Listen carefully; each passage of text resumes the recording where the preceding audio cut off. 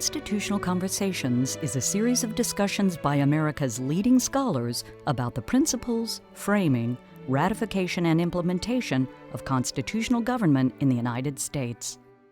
This series is hosted by the James Madison Memorial Fellowship Foundation of Alexandria, Virginia.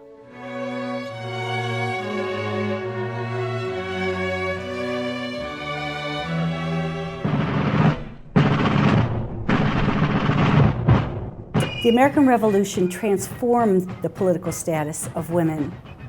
Before the American Revolution, women couldn't vote or hold public office, and in fact, except for one particular state where they could vote briefly, women didn't leave the revolution being able to vote or hold public office.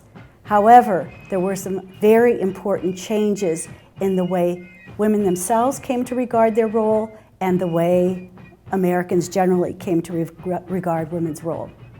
So what happened? Well, beginning in the 1760s with the Stamp Act crisis of 1765, male political leaders began to realize that if they were going to really resist Great Britain's policies of taxation without representation, they needed the participation and support of women.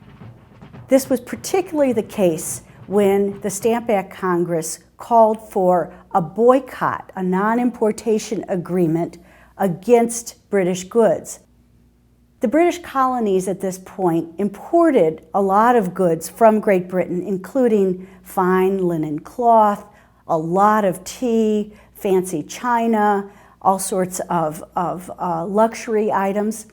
And this obviously made a lot of money for British merchants and led to a lot of revenue for Britain in terms of its ability to collect customs duties from the colonies.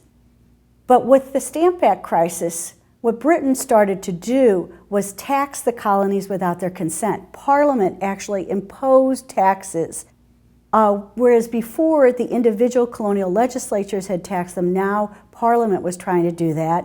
And so to resist this new innovation, what the Stamp Act Congress called for was a non-importation agreement for all of the colonies against Great Britain. And what that meant was that individual colonists and groups of colonists swore that they would not import British goods until Britain changed its mind, until Parliament withdrew the Stamp Act. And so beginning in 1766, when the Stamp Act went into effect, what the colonists did was gather together in groups and forswear the purchase and use of British goods. And this was harder than it may sound, because one important item that the colonists really enjoyed, women especially, was tea. And tea was the focus of elaborate ritual, and these male political leaders realized that if they were going to be able to support this resistance movement, they needed women to actually agree to stop buying tea and using tea.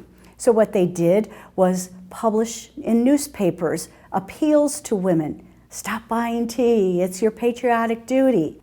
They urged women in orations and in broadsides to stop buying British cloth and fine British clothing. And they urged women to make homespun, that is, to actually weave the cloth themselves and to make their own garments as a symbol of resistance against these British policies. And so what happened then, beginning in 1765, is that male political leaders reached out to the women. The women responded by gathering together. Some women actually started to call themselves Daughters of Liberty as the analog to the male Sons of Liberty. And so what this meant is that women were becoming politicized. They were becoming political beings, and it was acknowledged that they had a political capacity. And this is a tremendous change from the idea that women have no political agency, that women have no political power. And even though it's an informal kind of power, it was a really important aspect of these boycotts. And women were very effective in getting other women to stop buying and using British goods, and also getting their husbands and children to stop using these goods because women were the main consumers in the household. And this whole process continued through the 1760s after the Townshend Acts, and then again after 1774 with the Tea Act and the Coercive Acts. They re-engaged in these boycotts, and women were crucial to the success of these boycotts. And so that brought women into the political arena in ways they had never been part of it before.